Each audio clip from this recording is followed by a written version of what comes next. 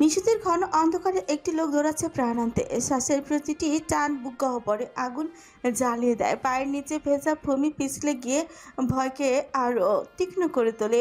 পেছনে লেপ্টে থাকে এক অজানা সত্তা, এই মনস্টারের ছায়া, যার উপস্থিতি শব্দহীন হলেও পায়ের শব্দ ছঙ্কা তুলছে নিঃশব্দ রাতকে। এই রাতকে পরিণত করে শ্বাসরুদ্ধ কারাগারে। আকাশ চিরে তুমুল বজ্রপাত নামছে, বিদ্যুতের ক্ষণিক দীপ্তিতে পথের রেখা ভেঙে যায়। গাছপালার ছায়া ধারালো দাঁতের মতো সামনে এগিয়ে আসে। স্পন্দন অনিয়ত ছন্দে ছমছম করে উঠছে। সময় সুকুঞ্চিত হয়ে কয়েকটি নিঃশ্বাসে আটকে পড়ে। একটা লোক জীবন বাঁচাতে প্রাণ দিয়ে দৌড়াচ্ছে। হঠাৎ অন্ধকারে ভাঁজ থেকে উদ্ভাসিত হয় হুডি পরা এক লোক। হাতে ঝুলে থাকা কুড়ালটি সম্ভব পরিণতির নীরব প্রতীক। কুড়ালে ধাতব অবয়ব আলো অন্ধকারে কেঁপে উঠছে। স্পর্শের আগেই চাপ সৃষ্টি করে, মেরুদণ্ডে বইয়ে দেয় শীতল স্রোত। বৃষ্টির ধারালো ফোঁটা চোখ মুখে আসে পরে, দৃষ্টিকে ঝাপসা করে তুলে বারবার। তবু থামার অবকাশ নেই। কুড়ালটা হাতে নিয়ে এগিয়ে যাচ্ছে লোকটার দিকে। লোকটা দৌড়াতে দৌড়াতে নিজের গন্তব্য হারিয়ে ফেলে। বুকের ভেতর বাতাস জমে থাকে বরফের মতো ভারী, হাঁপাচ্ছে সে প্রাণপণে। কিন্তু নিঃশ্বাস আর এগিয়ে যাচ্ছে না। ফুসফুস ফাঁকা উঠতেই থমকে যায়। ভয়ের চাপে কণ্ঠনাতে সুকুঞ্চিত হয়ে আসে। প্রতিটি শ্বাস আধা পথে ভেঙে পড়ে শব্দহীন কাঁপুনিতে। স্পন্দন উন্মাদের মতো হয়ে পড়ে। শরীর শিউরে ওঠে অনিচ্ছায়। কাঁপন ছড়িয়ে পড়ে অস্থি মজ্জি পর্যন্ত। চোখের সামনে কালো দাগ ভাসে। আলো নিভে আসতে চায় মাথার ভেতর। ফুপো করে আতঙ্ক করে ঠোঁট কাঁপছে, জিহ্বা ভারী হয়ে আসে। গলা শুকিয়ে কাঠ শ্বাস চাইলে কেবল শূন্যতায় ফেরত দেয়। পাঁজরের ভেতর তীক্ষ্ণ ব্যথা জ্বলে ওঠে। ঘাম আর ঠান্ডা একসাথেই ত্বকে কামড় বসায়। পানি পিপাসায় জিহ্বা বের হয়ে যাচ্ছে। লোকটা দৌড়তে গিয়ে হুচ করেই দুইটা পশুর সম্মুখীন হয়। লোকটা ভয়ে চিৎকার দেওয়ার আগে বাঘ আর বন্য কুকুরের থাবার সম্মুখীন হয়। হুজি পড়া লোকটার ঠোঁটে বাঁকা হাসি খেলে যায়, গম্ভীর গলায় ডাক দেয়, হান্টার, শ্যাডো, কাম। মালিকের আওয়াজ পাওয়ার সাথে সাথে অভিজ্ঞ সহকারীর মতন আক্রমণ থেকে থেমে যায়, দৌড়ে চলে যায় গ্যাংস্টার বসের দিকে। নিক অদ্ভুত ভাবে হেসে ওদের মাথায় হাত বুলিয়ে দিল। সাথে সাথে ধূসর চোখ দুইটা জ্বলে উঠল। সামনে ছটফট করতে থাকা লোকটার দিকে থাকে। হিংস্রতায় পুরো চোখ মুখ লাল হয়ে ওঠে। নিক আর অপেক্ষাই করলো না। লোকটার পেটের উপর বসে এলোপাথারি কিল ঘুষি দিতেই থাকে। লোকটা চেঁচাচ্ছে যন্ত্রণায়, বাঁচার জন্য মিনতি করছে। এইসব মিনতি নিকের কাছে তুচ্ছ। নিজের সর্বশক্তি দিয়ে লোকটার মুখে আঘাত করে যাচ্ছে। চোখ মুখ থিতলে গিয়েছে। রক্ত ছিটকে পড়তে চাইলে তার চোখে মুখে, কিন্তু বৃষ্টির ফোঁটার জন্য পানির সাথে মিশিয়ে গেল। ছোট কেটে রক্তাক্ত হয়ে পড়ে। চোখ দুইটা কোটর থেকে গেঁথে যায়। লোকটা পাগলের মতো হাত পা ঝাপটাচ্ছে। নিক নাকে খুশি দিয়ে গর্জে হচ্ছে, শত্রুপক্ষে ছেড়ে দেওয়ার মতো রেকর্ড আজ পর্যন্ত গ্যাংস্টার বস করেনি। তোর ভাই ম্যাসিমো আমার স্ত্রীর দিকে নজর দিয়েছে, তাই শালাকে মেরেছিলাম। তোর সাহস হলো কিভাবে সেম ভুল পুনরায় করার? শালা মাদারফাকার, আমার স্ত্রীকে নষ্ট করার নীল নকশা তৈরি করিস, সেই নকশা আমি তোর সব ঢুকাবো। লোকটা কিছু বলার সুযোগই পাচ্ছে না। নিকের এলোপাথারি আঘাতে বেহুশ হয়ে পড়ে। নিক আরো রেগে ফেঁচে পড়ে। নিজেকে সামলাতে না পেরে পেটে আঘাত বসে। রক্ত আর মাংসবিন্দু ছিটকে পড়ে দূরে কোথাও। লোকটার পুরো শরীর ঝাঁকিয়ে ওঠে, চোখ দুইটা উল্টে আসে। নিক উমাদের মতো কিছু একটা খুঁজে চলেছে। কাঙ্ক্ষিত জিনিসটা হাতে পেয়েই হাত দিয়ে পিষ্ট করে ফেলে। রক্তাক্ত ছিন্ন ভিন্ন কলিজা হাতে নিয়ে কিছু পিষ্ট্রি গালি দেয়। নিক উঠে দাঁড়ায়, কলিজা পায়ের নিচে ফেলে ইচ্ছে মতো পিষ্ট করে। নিজের দুইজন বিশ্বস্ত সহকারীর দিকে তাকিয়ে সামান্য ইশারা করে। ব্যাস, দুজনে ঝাঁপিয়ে পড়ে মৃত লোকটার উপর। মুখ থেকে বের করে ভয়ানক গর্জন। নিক হেসে আবারও যেভাবে এসেছিল সেভাবেই চলে যায়। রেখে যায় এক উন্মাদ পরিবেশ। বাগানের গভীরতম আধারে দাঁড়িয়ে থাকা বাড়ির সামনে পাকা পথ ধরে হঠাৎ করেই থামে গ্যাংস্টার বসের গাঢ় ধূসর গাড়ি। গাড়ি থেকে নেমে সোজা মেইন করিডোর দিয়ে এগিয়ে যায়। দরজা খুলতেই দেখতে পায় আরিশ আর অধিরাজ নকশা তৈরি করছে। নিক রুমে ঢুকে রক্তাক্ত শার্ট খুলে ফেলে। আরিশ নিজের কলমটা টেবিলের উপর রাখতে নিকের দিকে চোখ যায়। শত ক্ষতের দাগ, প্রতিটি ক্ষত তাজা হতে উঠেছে পানির স্পর্শেই। নিকের শরীরে ক্ষত দেখে আরিশ হকচকে উঠছে। নিক, তোর পিঠে এত আঘাতের চিহ্ন কিসের? চাবুকের প্রতিটা দাগ এখনো কাঁচা হয়ে আছে। কে করেছে এইসব? নিক খুব শান্ত গলায় বলে। আমার বাম পাজরের বাঁকা হাতটি। অধিরাজ আর আরিশ দুজনই থতমত খায়। এটা কি ধরনের উত্তর? আরিশের চোখ মুখ রাগে জ্বলে উঠছে। এতগুলো আঘাতের চিহ্ন তার মাথা গরম করে দিচ্ছে। রাগের চোয়াল শক্ত করে বলে, বাম পাজরের বাঁকা হাড্ডি মানে? হেয়ালি করছিস আমার সাথে? তোর কেন মনে হলো আমি হেয়ালি করছি? তোকে প্রশ্ন করেছি একটা, তুই উত্তর দিচ্ছিস আরেকটা। পাজরের হাড্ডি খুলে গিয়ে তোর শরীরে এইভাবে আঘাত করেছে? মজা করছিস আমার সাথে? নিক বিরক্ত হলো, দাঁতে দাঁত পিষে বলে, এই বাঁকা হাতটি একটা চাবুক নিয়েছে, এরপর রাগ মিটিয়েছে আমার উপর। আরিশ কিছু বলবে তার আগে অধিরাজ অভিজ্ঞদের মতো বলে, আপনি কি ম্যামের কথা বলছেন বস? বাঁকা হাড্ডি মানে কি ওনাকে বোঝাচ্ছেন? নিক শৈলের শার্ট জড়িয়ে বলে, বাম পাজর আমার একটাই, তো ওনাকে ছাড়ার কাউকে বোঝানোর কথা না। এতক্ষণে আরিশ আর অধিরাজের মাথায় ঢুকলো, কিন্তু কেউ এই বিশ্বাসই করতে পারছে না। কারো হজম হচ্ছে না এই বিষয়টা। যার দিকে আঙুল তুলে কথা বলে আঙুল কেটে দেয়। এতগুলো আঘাতগুলো অবিশ্বাস্য। আরিশ কাপা গলায় বলে, ঠিক কি করেছিস এনির সাথে? নিক ফিকুচকে তাকে বলে, বেরি মানুষের মতো কাঁপছিস কেন? আদর করছি তোকে। আরিশ থতমত খেয়েছে। এই বাল কখনো ঠিকভাবে কথাই বলে না, স্বাভাবিক গলায় বলে। তোকে এইভাবে আঘাত করেছে কেন? পুরো শরীর জখম হয়ে গেছে। নিক চেয়ারে বসতে বসতে বলে, সবাই ভালোবেসে চুম্মাচুম্মি করে, আর আমার বাঁকা হাড্ডি আলাদা জিনিস, ওনার চুমোতে হবে না, তাই ভালোবেসে ফুটিয়ে তুলতে গিয়ে চাবুক মেরেছে। এটা ভালোবাসা? ইয়েস। আরিশ চোখ বন্ধ করে নিঃশ্বাস টেনে বলে, নিক, মজা করিস না ভাই। আগে বল, তোকে এইভাবে আঘাত করলো কেন? আর তুই সত্যি কিছু করিসনি? স্বামী স্ত্রীর ভেতরে কাহিনী তুই জানতে চাচ্ছিস কেন? ওর ইচ্ছে হয়েছে তাই মেরেছে। ওর ইচ্ছে হলে আমাকে কাটবে। যেখানে আমি প্রশ্ন করিনি সেখানে তুই প্রশ্ন করছিস কোন সাহসে? আমার স্ত্রী যা খুশি করবে, কেউ একটা প্রশ্নও করতে পারবে না। আরিশ ফুস করে শ্বাস টানে। এই আসক্তি ধ্বংসের কারণ না হলেই চলবে। এতটা ভালোবাসলি কখন? নিক বাঁকা হাসে। কে বললো ভালোবাসি? তীব্র এক আসক্তি আমার, এক মরণ ব্যাধি, ক্যান্সার। সে আমার শরীরে এমনভাবে বাসা বেঁধেছে যে ছাড়তে চাইলে কোনোদিন ছাড়তে পারবো না। অধিরাজ ঠকঠক করে পানি গিলে ফেলে। এক মেয়ের জন্য নিকের এমন ভালো আচরণ মাঝে মাঝে অধিরাজকে তৃষ্ণার্ত করে ফেলে। অধিরাজ কেসে বলে, কখনো ম্যামের প্রশংসা করেছেন স্যার? নিকের নাক মুখ কুচকে আসে।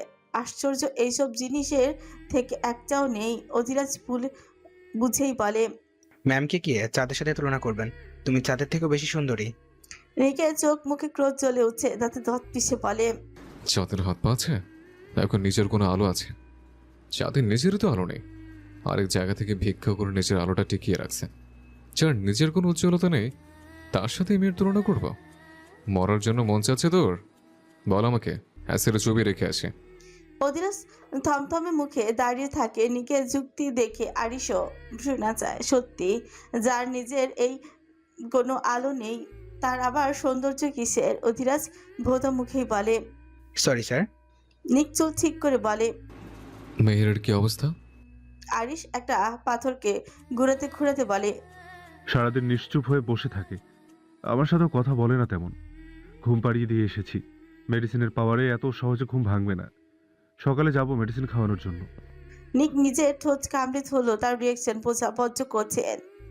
রাতের অন্ধকার কালো কালিমার মতন চারিদিক গ্রাস করে নিয়েছে। বাইরে তুমুল বেগে ঝরছে বৃষ্টি। প্রতিটি ফোঁটা যেন আকাশের বুক চিরে ছুটে আসা তীক্ষ্ণ বান। বৃষ্টির আঘাতে মাটি কেঁপে উঠেছে। চারিপাশে ছড়িয়ে পড়েছে ভারী ও দম বন্ধ করা শব্দের চাপ। হঠাৎ হঠাৎ বজ্রের বিকট কলধ্বনি আকাশ চিরে দিচ্ছে।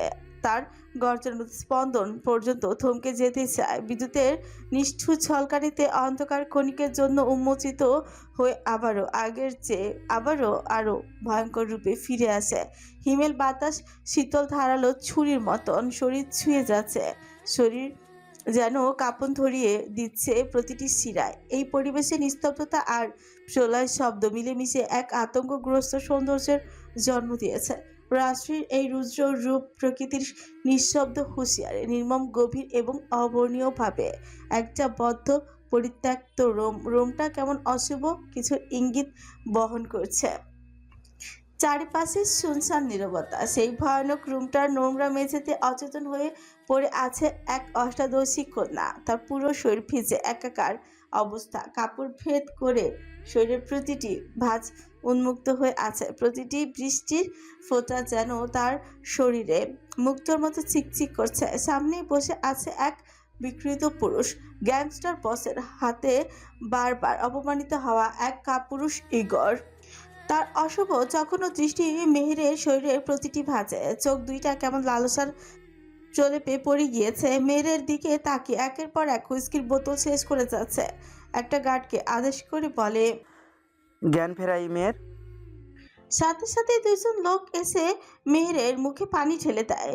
সময়ের ব্যবধানে মেহের ধরফড়ে উঠে হুট করে চোখের সামনে কুচিত মানুষগুলোকে দেখতে পেয়ে আতঙ্কে জমে যায়।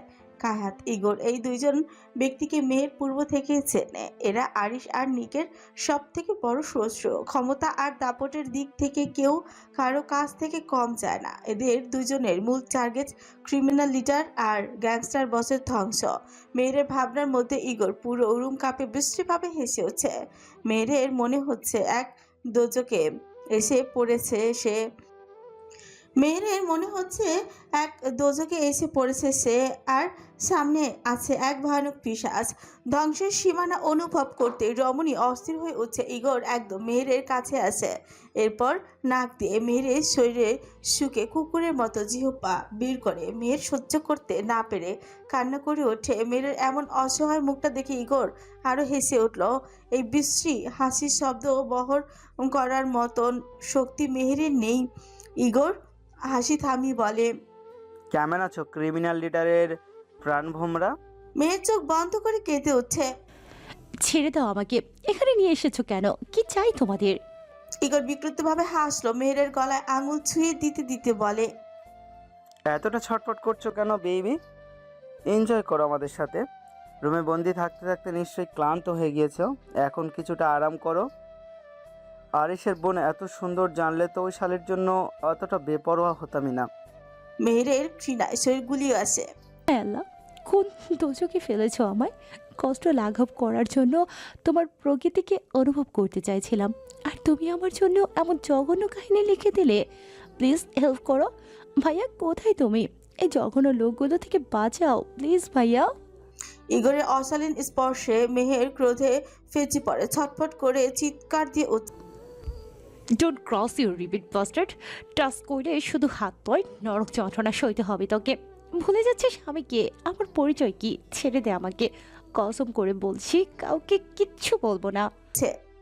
ইগর মেয়েরের রাগান্বিত মুখশ্রীর দিকে কিছুক্ষণ তাকিয়ে ওয়াইন ছুঁড়ে দিল মুখে। সামান্য ওয়াইন মুখে যেতেই মেহেরের ঘা গুলিয়ে আসে। বমি করে পুরো মেঝে ভাসিয়ে দেয়।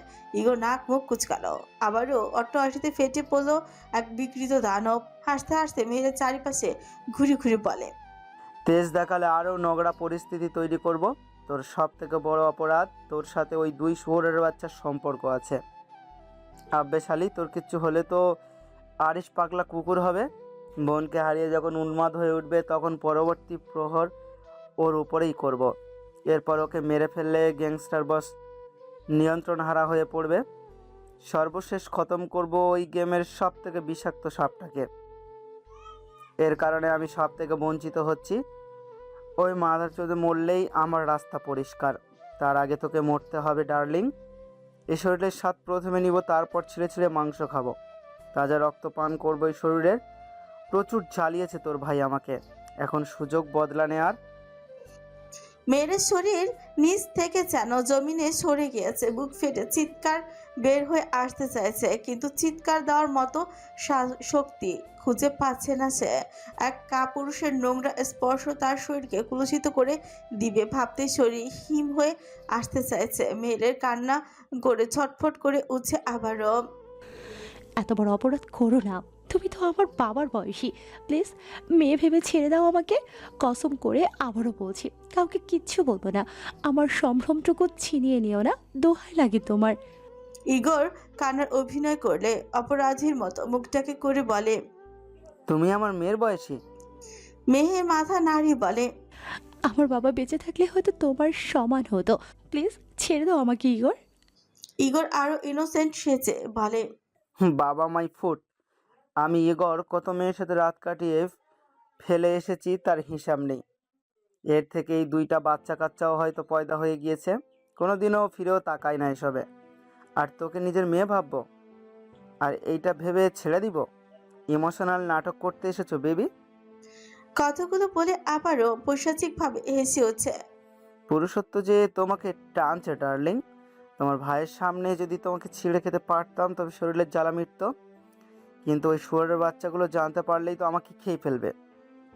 ইগর এগিয়ে আসে মেয়ের দিকে। মেয়ের ইগরের চোখে চোখ রেখে বলে, একটু স্পর্শ করলে আলোর গজব পড়বে তোমার উপর ইগর। ইগর মেহেরের চুলে মুষ্টিবদ্ধ শক্ত করে ধরে ঘর কাঁপিয়ে থমকে উঠল। চুপ শালি, তোর আল্লাহকেই তো মানি না, সেখানে গজব ফেলবে কে? মেহের ব্যথায় কাতরাতে থাকে, চুলগুলো মনে হচ্ছে ছিঁড়ে যাচ্ছে, চোখ থেকে চিপচিপ করে পানি পড়ছে। করুণ সুরে বলে, নিজের সৃষ্টিকর্তাকে যে ছিঁড়ে না সে এমনিতেই জানেন। তোর ধ্বংস এমনিতেও লেখা হয়ে গিয়েছে, আমাকে দিয়ে তোর ইতি টানবে। আমাকে ছেড়ে দে, না হলে সকালের সূর্যোদয় দেখারও সুযোগ পাবে না। যদি আমার ভাই ভুলেও জানতে পারে তুই আমার সাথে বিশ্রী ব্যবহার করেছিস, তোর কলিজা কেটে রাস্তার কুকুরকে খাওয়াবে। ইগরের মাথা দপ করে আগুন ধরে যায়। রাগে উন্মাদ হয়ে মেহেরের নরম গালে পরপর 4-5টা থাপ্পড় লাগায়। ফর্সা গাল যেন চামড়া ফেটে রক্তই বের হচ্ছে, ঠোঁটের কোণা থেকে রক্ত পড়ছে। থাপ্পড়ের প্রবণতা এত বেশি ছিল যে মেহের নিজেকে ঠিক রাখতে পারেনি। এক পাশে ছিটকে পড়ে রমণী। ইগর থামেনি, মেহেরের নরম তুলতুলে পেটের উপর পা দিয়ে রেখে অশালীন ভাষায় গালি দিতে দিতে বলে, তোর ভাই আমার বাল ফেলাবে। ওই শুয়োরের বাচ্চাটাকে মারার জন্যই তোকে আনা হয়েছে শালি। একদম ভাইটার মতো হয়েছিস, শরীরের প্রতিটা ভাঁজে তেজ, নিজের ইজ্জত হারাতে চলেছিস, সেটার বিন্দুমাত্র ভয় নেই। মেয়ের মনে হচ্ছে এই বুঝি শ্বাসটা বন্ধ হয়ে আসছে। গলা কাটা মুরগির মতো ছটফট করে উঠে রমণী। পেজের উপর থেকে কোনো পাহাড় ধসে পড়েছে মনে হয়। ফর্সা মুখটা পুরো লাল হয়ে আসে তার। ইগরের পায়ের ধরার জন্য ছটফুটে ওঠে, কিন্তু হাত পেছন থেকে বাঁধা। মেহের সহ্য করতে না পেরে কেঁদে উঠছে। ইজ্জত ভিক্ষে দাও, প্রাণ ভিক্ষে দাও আমাকে ইগর। এতটা জঘন্য কাজ করো না আমার সাথে। আমি নিককে ভালোবাসি, ও আমাকে একটুও ভালোবাসে না। তুমি যদি আমার সাথে খারাপ কিছু করো তাহলে ও সারা জীবন আমাকে ধর্ষিতা বলে অনুভব করবে। আমি মরে গেলেও তার কলিজা কাঁপবে না, বলবে ধর্ষিতার জন্য আবার কিসের মায়া। ইগর, তোমার পায়ে পড়ছি আমি, আমাকে জানে মেরে ফেলো, আমার সম্ভ্রমটুকু নিও না। আমি ওকে খুব ভালোবাসি, ওর ভালোবাসা ছাড়া আমি বাঁচতে পারবো, কিন্তু ওর চোখে ঘৃণা নিয়ে কখনো মরতে চাই না। ইগরের পা থেমে যায়, ছোচে কোণে ফুটে ওঠে কুচিল হাসে।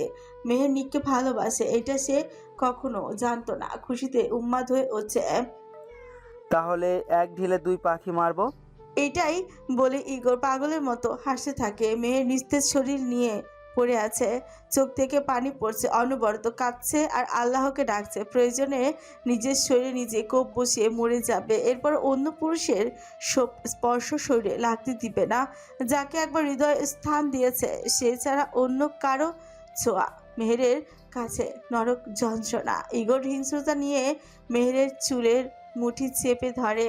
মেহের ব্যথায় গোঙাতে থাকে, তাকে টেনে হিঁচড়ে বাইরে নিয়ে ছুঁড়ে ফেলে দেয়। বৃষ্টির বড় বড় ফোঁটা ভিজে একাকার করে ফেলে তাকে। শরীরে কাদা মাটি মাখামাখি হয়ে যায়। বজ্রপাতগুলো এই মুহূর্তে অশরীরী ডাকের মতো শোনা যাচ্ছে। ইগোরও এখনো দানবের মতো হেসে যাচ্ছে। শার্টের বোতাম খুলতে খুলতে মেয়ের দিকে এগিয়ে আসছে আর পৈশাচিকভাবে হাসছে।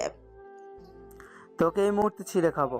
এইটাও বদ্ধ রুমে করলে কেউ দেখবে না, চারপাশে 1000টা গার্ড আছে, সবাই দেখবে তোর ছটপটানি। এই আকাশ, চন্দ্র, সূর্য, জমিন সব কিছু তোর চিৎকারের সাক্ষী হবে। এমন চিৎকার যেগুলো তোর ভাইকে ভেঙে ফেলতে সাহায্য করবে। এতেই হবে আমার পৈশাচিক আনন্দ। ওই 2 শুয়োরের বাচ্চার অহংকার চূর্ণ বিচূর্ণ হবে। কত অপেক্ষা করেছি এই দিনটার জন্য। চেয়েছিলাম নিকের রক্ষিতাকে এভাবে শেষ করতে, কিন্তু শালা 2 মিনিটের জন্য বাহির করে না, একটা পাখির নজরেও আসতে দেয় না। সামান্য রক্ষিতাকে এমনভাবে রক্ষা করেছে যেন জীবনে কোনো দিন মেয়ে পাচার করেনি। তো কি হয়েছে? একজনের প্রাণভোমরাকে মারতে পারবো না, কিন্তু আরেকজনের প্রাণভোমরাকে তো পেয়েছি, কুত্তার মতো ছিঁড়ে খাবো। মেয়ের মনে হলো এই মুহূর্তে চারপাশের বাস্তবতা ভেঙে চূর্ণ বিচূর্ণ হয়ে গিয়েছে। তার আর ভেতরের পৃথিবীটা এক নিমিষে অন্ধকার ডুবে গিয়েছে। আতঙ্ক বুকের গভীরে জমাট বেঁধে শ্বাসরোধী ভারে পরিণত হয়। প্রতিটি নিঃশ্বাস যেন মৃত্যুর সঙ্গে লড়াই করে টিকে আছে। চিন্তা শক্তি স্তব্ধ হয়ে পড়ে, মস্তিষ্কে শুধু একটানা ভয় ঘুরপাক খাচ্ছে। চোখে আতঙ্ক বিস্ফোরিত হয়ে উঠছে, দৃষ্টিতে ফুটে ওঠে চরম অসহায়তা, যেখানে সাহায্যের আশা পর্যন্ত বিলীন হয়ে যায়। কণ্ঠনালী শক্ত হয়ে আসে মুহূর্তে, আর্তনাদ জন্ম নিলেও শব্দে রূপ নিতে পারে না, কারণ ভয় নিজেই তার কণ্ঠস্বর গ্রাস করে নিয়েছে। স্নায়ুগুলো নিয়ন্ত্রণ হারিয়ে বিদ্রোহী হয়ে ওঠে, শরীর অবসতায় জমে যায়, অথচ ভেতরে ভেতরে কাঁপন থামছে না। মনের গভীরে অপমানের আশঙ্কা বিষাক্ত ধোঁয়ার মতো ছড়িয়ে পড়ে। আত্মসম্মানকে শ্বাসরুদ্ধ করে ধীরে ধীরে নিঃশেষ করে দেয়। অশ্রু নীরবে গড়িয়ে পড়ে, কিন্তু সেই কোনো মতেই কান্নাতেও কোনো স্বস্তি নেই। ভয়ে রমণী দিশেহারা হয়ে পড়ে, বিড়বিড় করে উঠছে, ইয়াল্লাহ, তোমার বান্দিকে সাহায্য করো, আজরাইল পাঠাও আর জানটা ছিনিয়ে নাও, তবুও এই অভিশাপ শরীরে লাগতে দিও না, এই পিচাস থেকে আমাকে রক্ষা করো।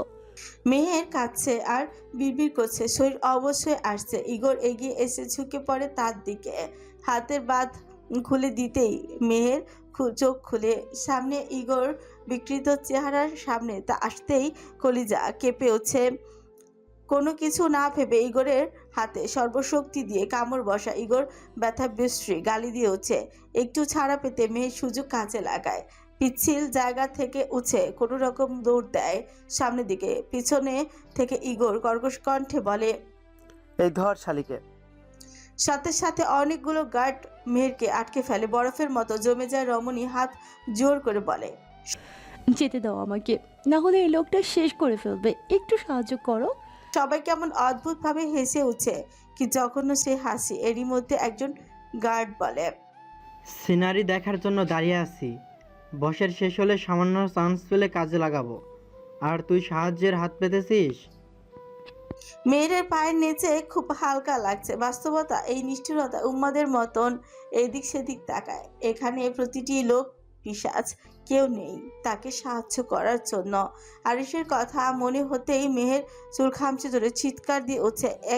এক নারীর এই চিৎকারের শব্দ যেন জমিনে পর্যন্ত কাঁপিয়ে তুলেছে। কষ্টের এই আর্তনাদের সাক্ষী পুরো প্রকৃতি হচ্ছে।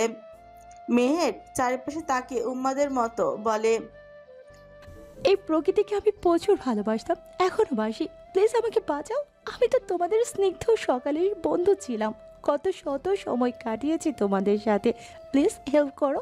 প্রকৃতিও যেন স্থির হয়ে গিয়েছে। মেহের পাগলের মতো বলেই যাচ্ছে, নিজেকে বাঁচানোর আশায় সবার কাছে ভিক্ষে চাইছে। একটা বিকট থাপ্পড় এসে পড়ে তার বাম গালে।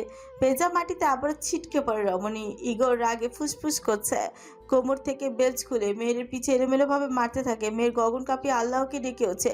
ইগোর যেন নিজের সব রাগ মেটাচ্ছে এই নিষ্পাপ ফুলটার উপর।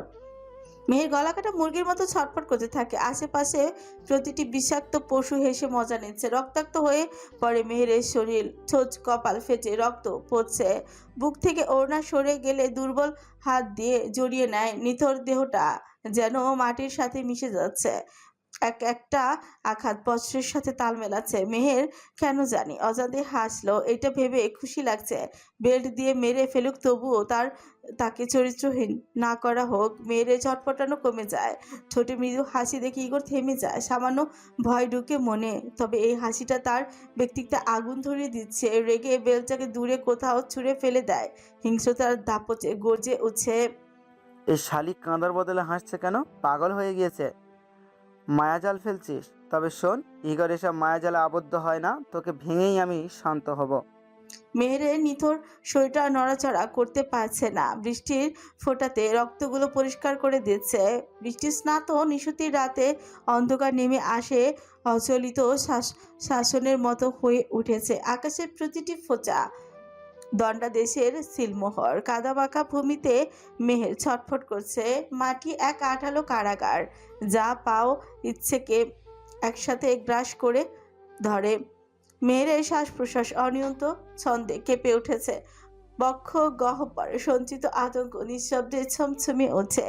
বৃষ্টির অবিরল ধ্বনি চারিপাশে প্রতিধ্বনি হয়ে চিন্তার স্তরগুলোকে ভেঙে চুরমার করে দেয়। কাদা আঙুলের ফাঁক গলে ঝুঁকে পড়ে স্মৃতির ভাঁজে।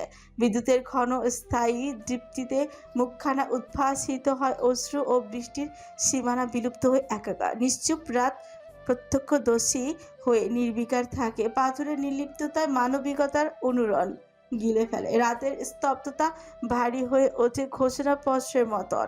ভাগ্যের নির্মম পরিহাস খুবই ভয়ানক। যে রমণী কোনোদিনও একটা থাপ্পড়ের আঘাত সহ্য করেনি, সে আজ চাবুকের আঘাতও সহ্য করে যাচ্ছে। চিৎকার করে কাছে কিন্তু কেউ শুনছে না। ইগোর তার দিকে ঝুঁকতে দেখে মেহের উন্মাদ হয়ে উঠে। চারপাশে কত লোভী পুরুষ তাকে চোখ দিয়ে গিলে খাচ্ছে, তার নারী অবয়ব দেখার জন্য উন্মাদ হয়ে আছে। এই মুহূর্তে মেহের কাঁদতে কাঁদতে গলা ভেঙে ফেলেছে, অথচ কোনো সমাধান মিলছে না। কাটা রক্তাক্ত ছুট নিয়ে বলে, মিনতি করছি ইগোর, ছেড়ে দাও আমাকে, এত বড় ক্ষতি করো না আমার। ইগোর শক্তভাবে গলা চেপে ধরে বলে, তোকে মেরে সবগুলোকে আমার পায়ের নিচে এনে ফেলবো। এই বলে ইগোর মেয়ের জামার এক অংশ টান দিয়ে ছিঁড়ে ফেলে। খামচির সাথে সাথে নরম মাংসপিণ্ড থেকে রক্ত বের হয়ে আসে। মেহের জমিন ফাটিয়ে চিৎকার দিয়ে ওঠে, দিশাহারা হয়ে উম্মাদের মতো কেঁদে যাচ্ছে। ইগোর আর এক টানে অপর পাশ ছিঁড়ে ফেলে। ভেতরে অন্তর্বাস দৃশ্যমান হয়ে ওঠে। অতি শোকে মেয়ের পাথর হয়ে ওঠে। মুহূর্তে কান্না করা বন্ধ করে দেয় সে। একটু পর তাকে পুরো বস্ত্রহীন করে ফেলা হবে। এরপর সবগুলো কাপুরুষ তার দিকে তাকে গিলে খাবে। তাকে ভাবতে মেয়ের চোখ বন্ধ করে ফেলে। চোখ থেকে পানি নয়, যেন রক্ত পড়ছে। এই যন্ত্রণা আর আর বর্বরতা সে সহ্য করতে পারছে না। একটু পর পর বজ্রপাতের কারণে সব আলোকিত হয়ে উঠেছে। আচমকা মেহেরের হাত যায় ইগোরের পিছে। ইগোর বিকৃতভাবে হেসে জামার বাকি অংশ ছিঁড়তেই থাকে। অন্তর্বাসে হাত দেওয়ার সাথে সাথে মেহের একটা ছুরির সাহায্যে নিজের গলায় বসিয়ে দেয়। সাথে সাথে একটা বাক্য ভেসে আসে, লা ইলাহা ইল্লাল্লাহু মুহাম্মাদুর রাসূলুল্লাহ। হে আল্লাহ, আমাকে ক্ষমা করুন, আমার প্রতি দয়া করুন এবং আমাকে সর্বোচ্চ সঙ্গীদের সাথে মিলিত করুন। জীবন দিয়ে দেব, তবুও নিজের ইজ্জত দেব না। ইগরের চোখ বড় বড় হয়ে যায়। নিজের পকেটে হাত দিয়ে দেখে ছোট্ট ছুরিটা নেই। পিঠে হাত দেওয়ার নাম করে তাহলে ছুরিটা নিয়েছে। ইগরের মাথায় যেন বাজ পড়ে। দ্রুত মেহেরের উপর থেকে উঠে পড়ে। প্রতিটা গার্ড আতঙ্কে দিশেহারা হয়ে পড়ে। মেয়ের হুট করে এমন কাজ করবে কেউ কল্পনাও করেনি। ইগর পাগলের মতো এদিক সেদিক ছুটছে। এই মেয়ে এত সাংঘাতিক জানলে কখনো তুলে আনতো না। ভেবেছিল ভোগ করে ছেড়ে দিবে, ভয় দেখিয়ে দেখিয়ে ভেতর থেকে শেষ করে দিবে। কিন্তু এখন কোনোভাবে যদি নিক আর আরিস জানতে পারে মেয়ের গলা দিয়ে তরল রক্ত পড়ছে, বৃষ্টির সাথে মিশে যাচ্ছে সেই রক্তগুলো। গলা দিয়ে একটা শব্দ হচ্ছে, মেহের কাঁদছে, যন্ত্রণায় রুহটা বের হয়ে আসছে। পুরো শরীরে আঘাতে রক্তাক্ত দেহ নিতর হয়ে মাটির সাথে মিশে যাচ্ছে। আকাশের দিকে তাকিয়ে বলে উঠছে, খুব ভালোবাসি তোমাকে ভাইয়া। তোমার বোন আর কিছুদিন ভাইয়ের কোলে থাকতে পারলো না, ওরা বাঁচতে দিল না আমায়। একদম কাঁদবে না আমার জন্য, কষ্ট হচ্ছে। তোমার সাথে আর কোনোদিন দেখা হবে না। আই লাভ ইউ ভাইয়া। ইগর সব কিছু রেখে দল নিয়ে পালিয়ে যাচ্ছে। বর্তমানে তার বেঁচে থাকার প্রয়োজন। সব চলে গিয়েছে। ঘন অন্ধকার এই বর্ষণের রাতে অর্ধনগ্ন হয়ে পড়ে আছে এক অষ্টাদশী। বড় বড় শ্বাস টেনে বিড়বিড় করে, মৃত্যুর আগে তোমাকে দেখতে চাইনি, প্লিজ একবার ভালোবাসি বলো আমায়। এই শক্তিতে হয়তো আবারও ঠিক হয়ে যাব। একটু বেশি ভালোবাসতাম তোমায়। এই ভালোবাসা এত যন্ত্রণাদায়ক জানলে কখনো ভালোবাসার সাহস দেখাতাম না। আগুনে ঝাঁপ দেওয়ার সমতুল্য জেনেও তোমাকে ভালোবেসেছি। প্রতিটা নিঃশ্বাসে তুমি ছিলে। আমার প্রতিটা স্বপ্ন ছিল তোমাকে ঘিরে। সারপ্রাইজ হিসেবে তোমাকে আর পেন্টিংটা দেয়া হলো না। তোমার জন্য এঁকেছিলাম একরাশ ভালোবাসা নিয়ে। আমি তো এতিম একটা মেয়ে, এতিম হয়ে তোমাকে ভালোবেসেছি। তোমার বউটাকে আর দেখা হলো না, তবে আশা রাখি সে অনেক সুন্দরী। সুখে সংসার করো দুজন। পরকালে তোমার আমার দেখা না হোক। ভালোবাসার এই ব্যথা, তীব্র যন্ত্রণা আমি আর সইতে পারবো না। বড্ড ভালোবাসি তোমাকে। আফসোস তোমার মুখ থেকে ভালোবাসি শোনা হলো না। সুখে থেকো। মেয়ের শরীর নিস্তেজ হয়ে আসে। অতিরিক্ত রক্তক্ষরণে ছটফট করতে থাকে যন্ত্রণা। তীব্র ব্যথা গোঙাতে থাকে। একটা পাখিও যেন চারিপাশে নেই। হসপিটালে নিয়ে যাওয়ার মতো কেউ নেই। ভাগ্যের উপর সব ছেড়ে দিয়ে মেহের চোখ বন্ধ করে ফেলে। একটা সময় শ্বাস ধীরে ধীরে কমে আসতে থাকে। অধিরাজ গাড়ির মধ্যে থেকে তানভিকে ফোন দেয়। কয়েকবার রিংটোন হতে ফোন রিসিভ হয়। ওপাশ থেকে মেইলি শান্ত আওয়াজ। বলো। অধিরাজ চোখ বন্ধ করে ফেলে। এই কণ্ঠটা তার হৃদয়ে কতটা শীতল স্রোত বয়ে আনে সে নিজেও জানে না। কিছুক্ষণ চুপ থেকে বলে, কেমন আছো? ভালো আছি, তুমি? তানভি রোবটিক আওয়াজে অধিরাজের তপ্ত শ্বাস ফেলে। কণ্ঠে অনেক অভিযোগ আর অভিমান মিশে আছে। সঠিক সময় আসলে সব অভিযোগ সে একত্রে ভেঙে দিবে। অধিরাজ গাড়ি থামিয়ে সিটে হেলান দেয়। চোখ বন্ধ করে বলে, ভালো নাই। তানভি খুব শান্ত সুরে বলে, অসুস্থ হলে মেডিসিন নাও। যদি বলি এই রোগের মেডিসিন আমার কাছে নেই। রাজ, হেয়ালি করো না। এমনিতেই চিন্তায় থাকি তোমাকে নিয়ে। এইভাবে চিন্তায় ফেলে কি মজা পাও তুমি? অধিরাজ গভীর হাসল। চাপা গলায় বলে, তোমাকে খুব দেখতে ইচ্ছে করছে তানভি, একটু নিচে আসবে? তানভি শোয়া থেকে লাফিয়ে ওঠে চিন্তিত গলায় বলে, তুমি বাসার নিচে? তোমাকে দেখে চলে যাব। মামা বাসায় আছে, এখন বের হলে বিশ্রী একটা পরিবেশ সৃষ্টি হবে। অধিরাজ স্তব্ধ শ্বাস ফেলে বলে, আমি আসবো? তানভি অধৈর্য হয়ে বলে, কিভাবে? ব্যালকনি দরজা খুলে রাখো। দেয়াল দিয়ে উঠবে? হ্যাঁ।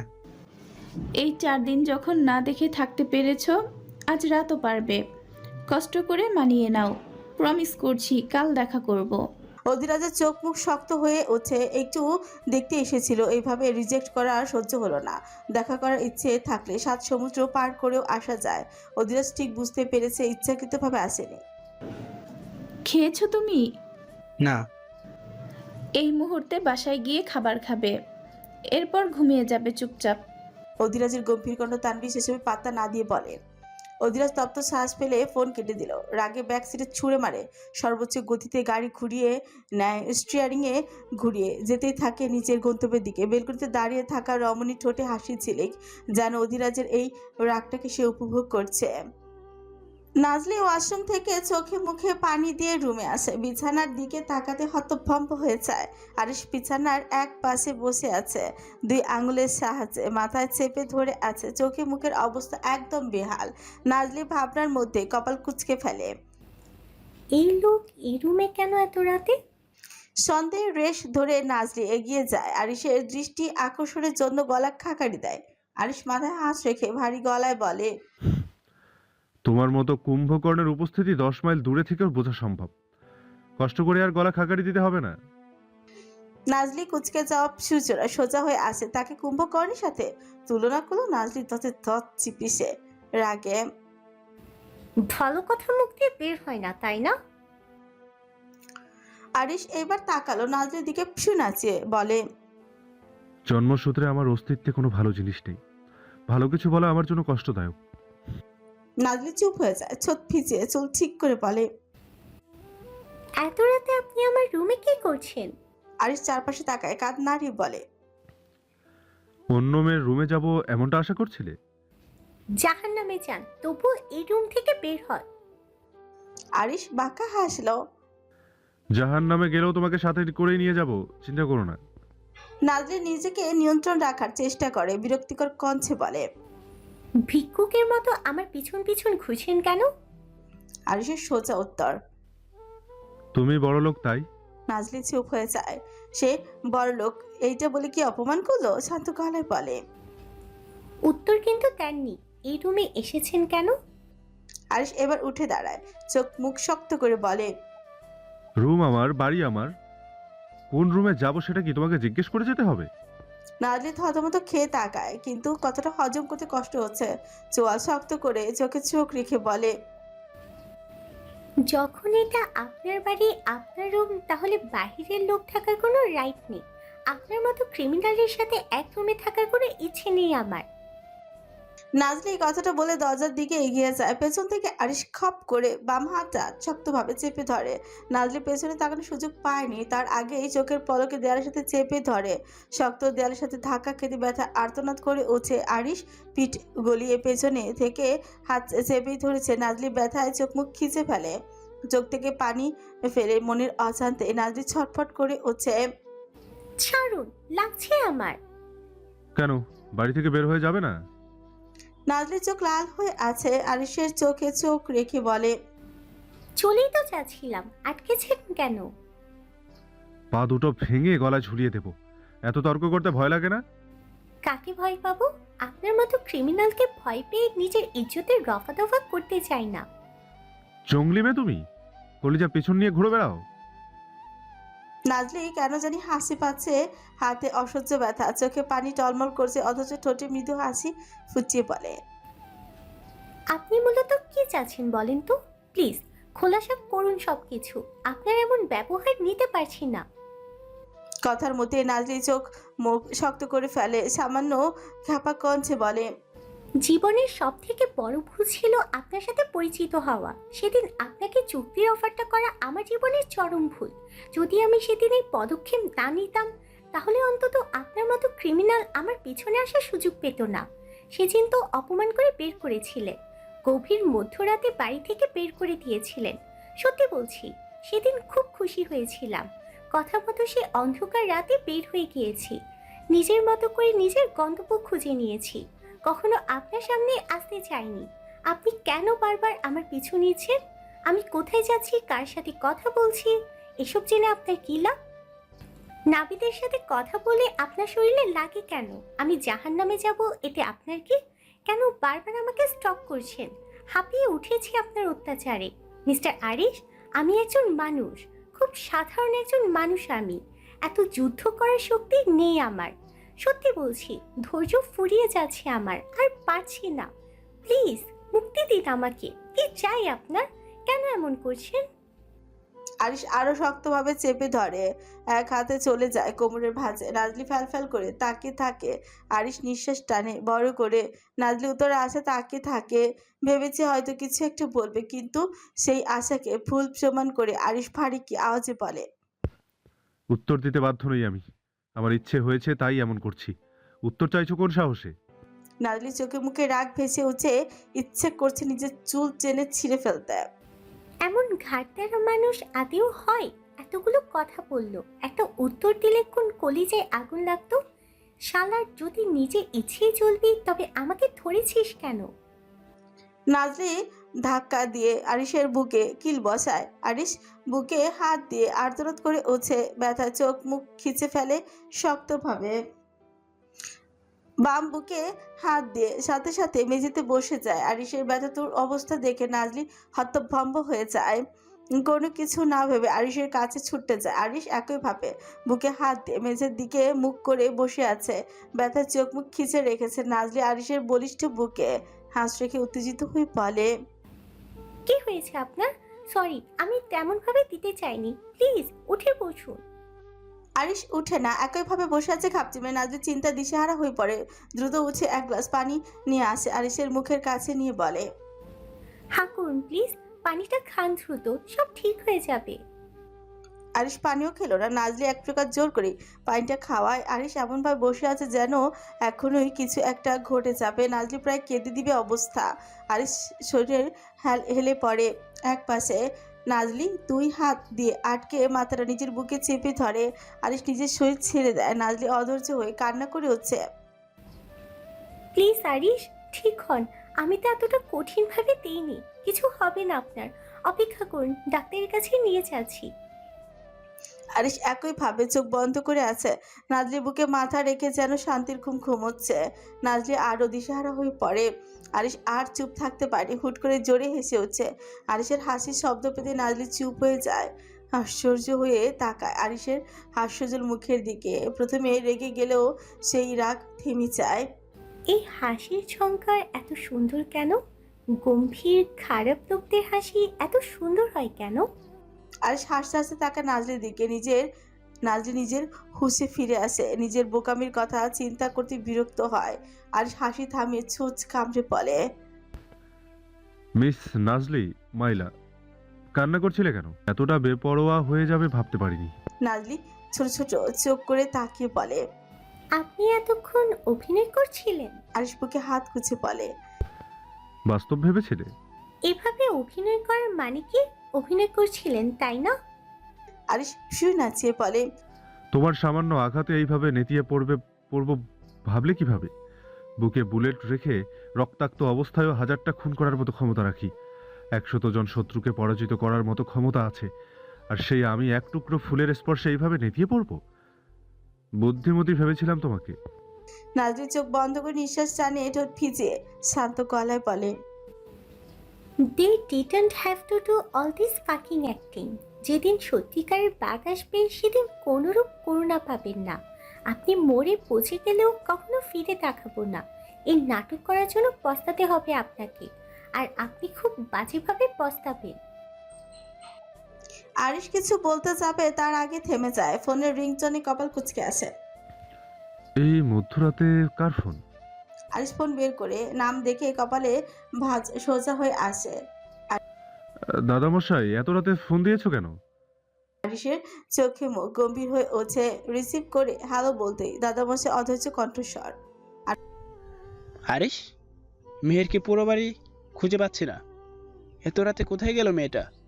আরিশের মুখে আতঙ্ক বাসা বাঁধে, তবুও গম্ভীরতা বজায় রেখে বলে, ভালো করে খুঁজে দেখুন দাদামশাই, ওর মনের অবস্থা খুব একটা ভালো নয়, হয়তো কোথাও মন খারাপ করে বসে আছে। দাদামশাইয়ের ভাঙা গলা, ওকে পাই না প্রায় 1 ঘন্টা ধরে। বাইরে তুমুল বৃষ্টিপাত হচ্ছে, তাই ঘুম আসছিল না। রুম থেকে বের হয়ে এমনি হাঁটাহাঁটি করছিলাম।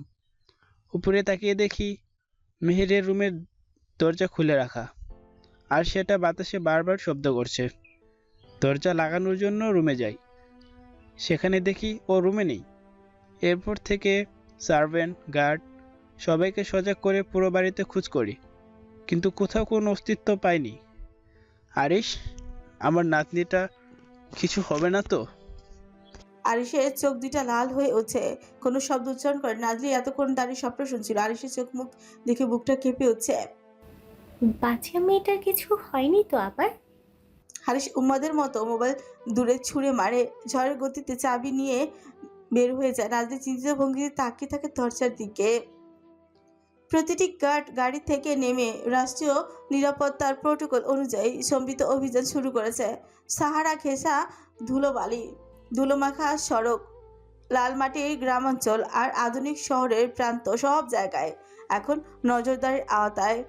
সাজোয়া পিকআপ ও অফ রোড যান দিয়ে প্রধান হাইওয়ে, সীমান্ত ঘেঁষা পথ আর মরুভূমির ট্র্যাকগুলো ব্লকেজ ও পেট্রোলিংয়ে আনা হয়েছে, যাতে কোনো দিক দিয়েই মেহের অদৃশ্য হতে না পারে।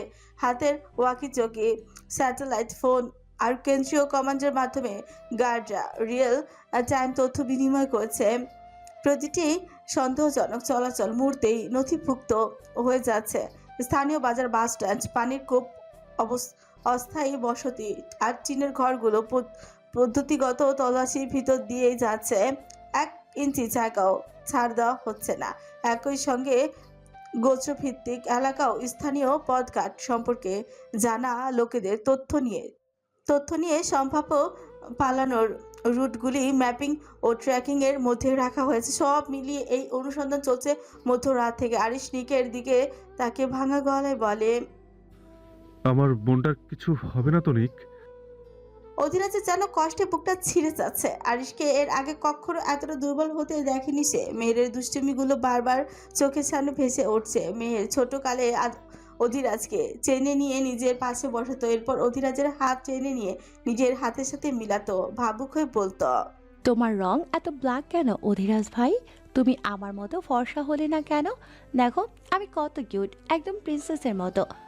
অধিরাজ হেসে চুমু খেয়ে সম্মতি জানাতো। ব্যাস খিলখিল করে হেসে উঠতো বাচ্চা মেয়েটা, যার মিষ্টি হাসি ঝংকারে কাঁপিয়ে তুলতো আরিশের মতো একজন হার্টলেস ব্যক্তির হৃদয়। চোখে হারাতো নিজের বোনকে। মেয়েটার কিচ্ছু হয়ে গেলে কি করে সহ্য করবে? চিন্তায় অধিরাজ অস্থির হয়ে ওঠে। নিক আরিশের ফ্যাকাশে মুখটার দিকে তাকিয়ে বলে, শান্ত হ আরিশ, কিছু হয়নি মেহেরের। কিন্তু আমার বোনটাকে তো এখনো খুঁজে পেলাম না নিক।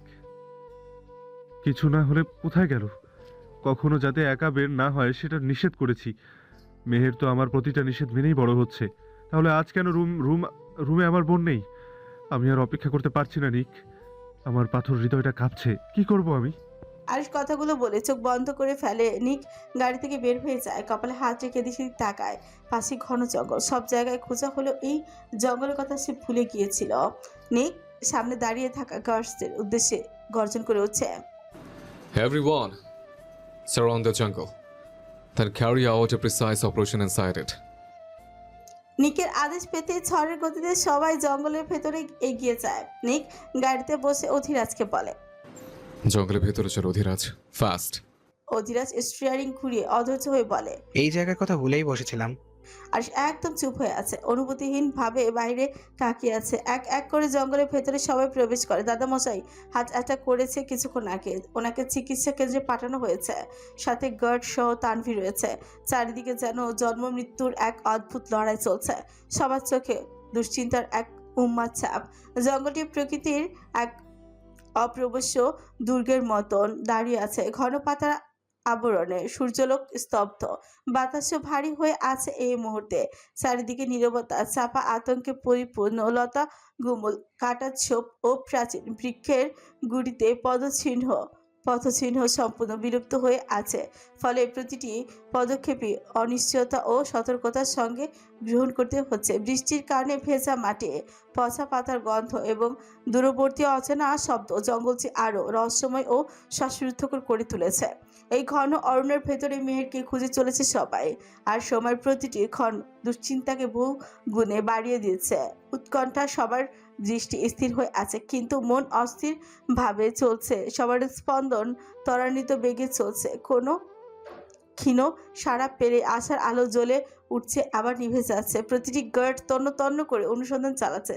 ঝোপের আড়ালে, গাছের ফাঁক, শুকনোর খালের ধার, 1 ইঞ্চি জায়গাও অবহেলায় ফেলে রাখা হচ্ছে না। সুশৃঙ্খল কৌশলে কেউ সামনের পথ পর্যবেক্ষণ করছে, কেউ পাশের অঞ্চল স্ক্যান করছে, তো কেউ পেছন থেকে যোগাযোগ ও নিরাপত্তা নিশ্চিত করছে। চোখের তীক্ষ্ণ মনোযোগ, কানে অতি সংবেদনশীল সতর্কতা, আর মনে অচল দায়িত্ববোধ। সবার অনুসন্ধান চলছে নির্বিচ্ছিন্নভাবে। অরণ্যের গভীর স্তব্ধতার ভেতর থেকে হঠাৎ করে গ্যাংস্টার বসে গাড়িটা থেমে যায়। আর সামনের দিকে তাকিয়ে বলে, এই পুরাতন বাড়িটার ভিতরে ঢোকা দরকার। অধিরাজ সেদিকে তাকিয়ে বলে, স্যার, এটা পরিত্যক্ত একটা বাড়ি। এখানে হয়তো বহু বছর আগে সন্ন্যাসীদের বসবাস ছিল। মেহের এখানে আসবে কিসের জন্য? আরিশ অধৈর্য হয়ে গাড়ি থেকে নেমে যায়। নিকের পায়ে শক্ত কালো সোজ শুকনো পাতার উপর দিয়ে এগিয়ে যায়। কিছু পথ এগিয়ে যেতেই দুকদম পিছিয়ে যায়। সাথে সাথেই মাটিতে রক্ত মিশে আছে। বৃষ্টির কারণে সব মুছে গেলেও আবছা রক্তের বড় বড় টুকরো মাটির সাথে লেগে আছে। নিকের পা দুইটা যেন অসাড় হয়ে আসছে। শুকনো চোখ লেগিয়ে যায় আরও সামনে। প্রতিটি কদমের স্পন্দন বেড়ে যাচ্ছে। রক্তের প্রতিটি ফোঁচাকে কেন্দ্র করে চলছে গ্যাংস্টার বসের নীরব পদচারণ থেমে যায়। পায়ের নিচে থেকে জমিন যেন সরে গিয়েছে অর্ধনগ্ন মেহেরের লাশ দেখে। সেই সাথে চোখ বন্ধ করে ফেলে। সাথে সাথে হৃদয়ের ভেতর থেকে বেরিয়ে আসছে এক মৃদু শব্দ, আল্লাহ। আরিশ চারপাশে দেখে, নিকের দিকে এগিয়ে যায়। পেছন পেছন অধিরাজও যায়। নিককে দাঁড়িয়ে থাকতে দেখে আরিশ দৌড়ে যায়। নিকের কাছে গিয়ে কিছু বলবে, তার আগে ভাষা থেমে যায়। সামনে নিজের বোনের অর্ধনগ্ন শরীর দেখে অনেকটা পিছিয়ে যায়। নিক অপেক্ষা করলো না, শরীর থেকে ব্লেজারটা খুলে মেয়েরের শরীর উপর রেখে দেয়। মেয়েরের খোলা চোখের দিকে তাকাতে শক্ত বুকটা মুচড়ে উঠছে। নিক দীর্ঘশ্বাস ফেলে, ডান হাতের সাহায্যে চোখ বন্ধ করে দেয়। অতিরিক্ত ঠান্ডার কারণে গলার কাটা স্থানটা সাদা হয়ে গিয়েছে। শরীর থেকে সব রক্ত যেন শেষ হয়ে গিয়েছে। পুরো মুখ একদম সাদা থপথপে হয়ে আছে। 2 গালে থাপ্পড়ের দাগ অনেকগুলো, ছোট কেচে কেমন ক্ষত বিক্ষত হয়ে আছে। শরীরে যেন কোনো রক্তবিন্দু নেই। আরিশের দুনিয়াটা যেন ঘুরে আসে। দপ করে বসে যায় নোংরা কাদাযুক্ত মাটির উপর। কেমন শূন্য দৃষ্টিতে তাকিয়ে আছে সামনে। কানে বারবার শব্দ তুলছে, ভাইয়া, ভাইয়া, ভাইয়া। আরিশ চোখের পাপড়ি নাড়ায়। পুরো শরীর বরফের মতো ঠান্ডা হয়ে আসে তার। কেমন শক্ত মূর্তির মতো বসে আছে ক্রিমিনাল লিডার। তার বোনের মৃতদেহের সামনে বসে আছে। শরীর দৃঢ় হয়ে আছে একদম, কিন্তু অভ্যন্তরীণ ভাবে তার মন এক অদৃশ্য ধ্বংসাত্মক ঝড়ের মধ্যে আটকে যায়। অনুভব করার চেষ্টা করলেও কোনোটাই সহজে প্রকাশ পায় না। আরিশ চোখ অপ্রত্যাশিত হয়ে আছে, যা কোনো আবেগে ছায়াও স্পর্শ করতে পারছে না। কি বোঝার উপায় নেই সেই দৃষ্টি। ভেতরে ভিতরে চাপা যন্ত্রণার বসবাস, গভীর শূন্যতার এবং নিঃশব্দ ক্রন্দনের বহিঃপ্রকাশ বহন করছে। হাত পা এবং শরীরের প্রতিটি অঙ্গ অচঞ্চল, নিঃশ্বাস নিয়ন্ত্রিত, বাহ্যিকভাবে সম্পূর্ণ নিয়ন্ত্রণের দৃষ্টান্ত, কিন্তু অন্তরের লুকোনো যন্ত্রণার ঢেউ প্রতিটি কোণে ছড়িয়ে যাচ্ছে, যা একটি অদৃশ্য আগুনের মতো ধীরে ধীরে ভেতরে ছড়াচ্ছে। মনের গভীরে অনুভূতি এক জটিল ও অশান্ত সমীকরণ, শোক, অপরাধবোধ, ক্ষোভ এবং অসহ্য শূন্যতার একত্রিত চাপ তার মনকে ক্রমাগত উত্তপ্ত করে রাখছে। নিকের স্পন্দন নিয়ন্ত্রিত হয়ে উঠেছে, কিন্তু প্রত্যেক স্পন্দনে বেদনা, অদৃশ্য ছায়া, যা ক্রমশ তীব্র হয়ে এমন একটি অমোঘ চাপের আভাস দেয়। চোখের কোণে ক্ষুদ্র স্পন্দন, কপালে ভাঙা রেখা, নিঃশ্বাসের অল্প আংশিক অস্থিরতা, সবই তার অভ্যন্তরীণ অশান্তি, অমানবিক বেদনা এবং ক্রমবর্ধমান আতঙ্কের নিখুঁত প্রতিফলন ঘটাচ্ছে। তার চোখে মুখে কোনো আবেগের ছিটে ফোটা নেই, কিন্তু কোথাও একটা ছটফটানি মুখে ভেসে উঠেছে। নিক ঠোঁট কামড়ে ধরে আরিশের দিকে তাকায়। আরিশের চোখ দুইটা লাল হয়ে আছে, যেন চোখের সব পানি রক্তে পরিণত হয়েছে। আরিশ মেহেরের কপালে হাত রাখে, এরপর পুরোটা মায়া ঢেলে দিয়ে সারা মুখে অজস্র চুমু খায়। অজস্র চুমুতে মেহেরের পুরো মুখ ভিজে যায়। আরিশ থেমে কপালে দুইটা শব্দ করে চুমু খেয়ে বলে, মেহের, চোখ খোল আমার বোন। তুই চলে গেলে আমি একদম একা হয়ে যাব। খাওয়ার জন্য কেউ রাগ দেখাবে না, কেউ গাল ফুরিয়ে ভাইয়া বলে ডাক দেবে না। আমাকে ভাইয়া ডাকবে কে? এই ভাই, এই ভাই নামক ডাকটা খুব মিস করব। আমি তো এমনিতেই নিঃস্ব, আমাকে আর নিঃস্ব করে কি লাভ হবে তোর? তার থেকে বরং পুনরায় আমার কাছে চলে যায়। যা চাইবি সব এনে দেবো। প্রয়োজনে ছোটকালের মতো ঘাড়ে চড়িয়ে পুরো শহর ঘোরাবো, প্রমিস করছি আমি। অধিরাজের শরীর কাঁপছে। আনমনি বলে, এক বুক কষ্ট নিয়ে দুনিয়া ছাড়লো, ভালোবাসা নামক এক যুদ্ধে হেরে গিয়ে এতটা নির্মমিত কেন হলো? আরিশ নিকের দিকে তাকিয়ে চোখ বন্ধ করে ফেলে, নীরব অথচ ভয়ানক কণ্ঠে গর্জে উঠছে, কোন কুত্তার বাচ্চা করেছে এই সব? আমার বোনের শরীরে হাত দিয়েছে কে?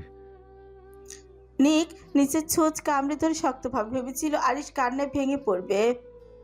নিক আরিশের চোখে জ্বলন্ত আগুন দেখে তৃপ্তির হাসি হাসলো, তবে সেই হাসি মোটেও চোখে মুখে প্রকাশ করে না। তাদের অপেক্ষার মধ্যেই দুজন মহিলা এসে মেয়ের নিস্তেজ লাশটাকে নিয়ে গাড়িতে তুলে শরীরের উপর সাদা কাপড় দিয়ে ছেঁকে দেয়। এই বর্বর দৃশ্য দেখে এটিকে থাকতেই পারেনি এক হার্টলেস মাফিয়ার শক্তপোক্ত খোলস ছেড়ে রূপ নেয় এক উন্মাদ বড় ভাইয়ের, যে ভাই নিজের বোনকে দুই পাপিষ্ঠ হাত দিয়ে বড় করেছে, যে হৃদয়ে কারোর স্থান ছিল না, সেই হৃদয়ে এই মেয়েটাকে স্থান দিয়েছে। অধিরাজের চোখে পানি টলমল করে হচ্ছে।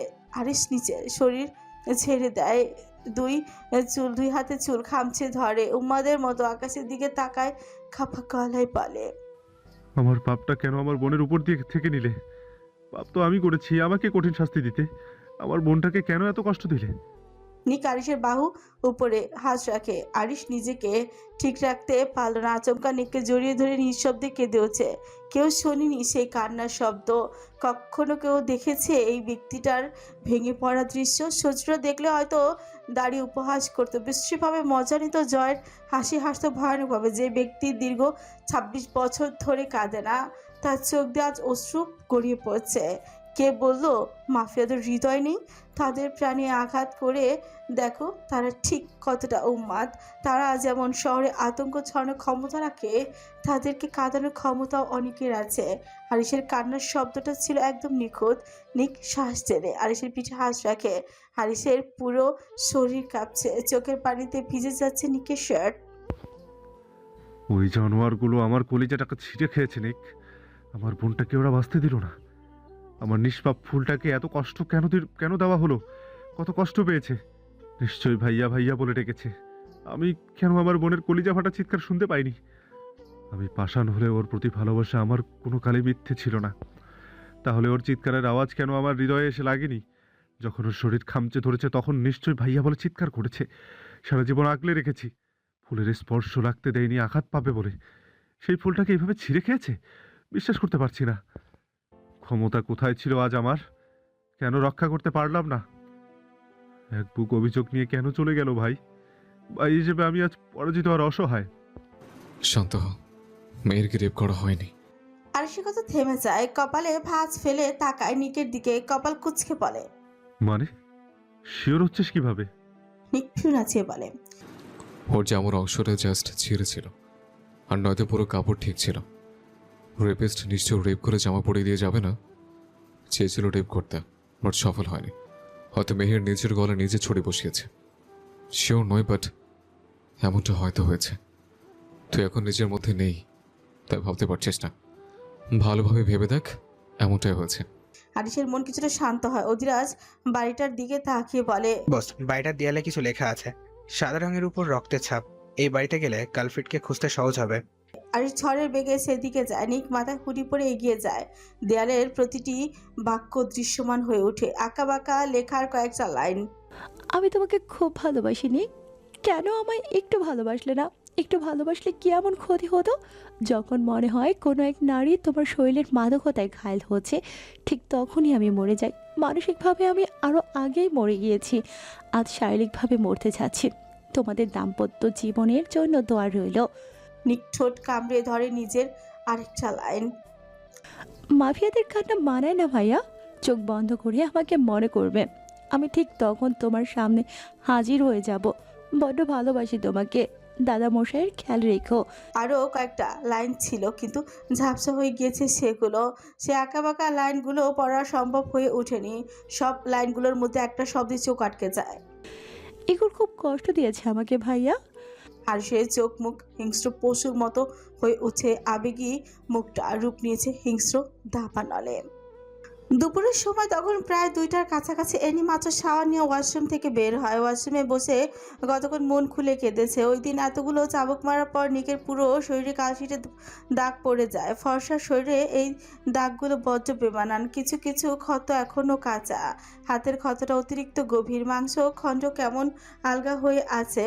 এনি একবার তাকিয়ে আর পরের বার তাকানোর সাহস করতে পারেনি। চাবুকের আঘাতগুলো করে একটু অপরাধবোধ কাজ করছে না, বরং এই শাস্তিটাও খুব নগণ্য ছিল।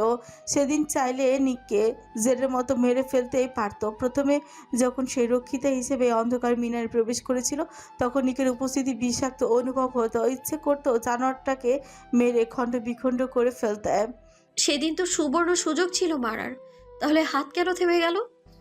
সামান্য চাবুকের আঘাত দিয়ে কিভাবে হাঁপিয়ে উঠলে আনি? একজন গ্যাংস্টারের উপর দুর্বল হয়ে পড়া বোকামি ছাড়া আর কিছুই না। তুমি হয়তো এক মুহূর্তের জন্য ভুলে গিয়েছো যে সে একজন গ্যাংস্টার, তুমি খুব সাধারণ একটা মেয়ে। তাদেরকে নিয়ে কখনো সংসার করার স্বপ্ন দেখা যায় না। ভুল পথে এগিয়ে যাচ্ছ তুমি। দুর্বল হওয়ার মতো বোকামো করলে জীবনে বিনাশ নিশ্চিত।